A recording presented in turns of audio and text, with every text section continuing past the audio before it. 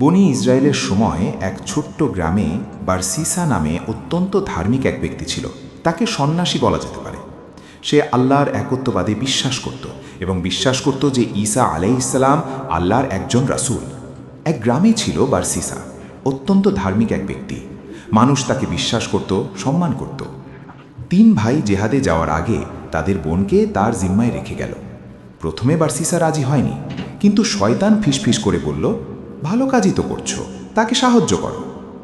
প্রথমে দূর থেকে খাবার দিল, তারপর দরজায় রেখে আসলো, তারপর ঘরের ভেতরে, তারপর কথা বলা, তারপর একান্তে দেখা। এভাবেই ছোট ছোট পদক্ষেপে শয়তান তাকে বড় গুনাহে ফেলল। একসময় তারা ব্যভিচারে লিপ্ত হলো, মেয়ে গর্ভবতী হলো। ভয় পেয়ে বারসিসার শিশুকে হত্যা করল, তারপর মেয়েকেও হত্যা করল। শেষে ধরা পড়ল, শাস্তি হলো মৃত্যুদণ্ড। ঠিক তখন শয়তান এসে বলল, আমি তোমাকে বাঁচাবো, শুধু আমাকে সিজদা করো।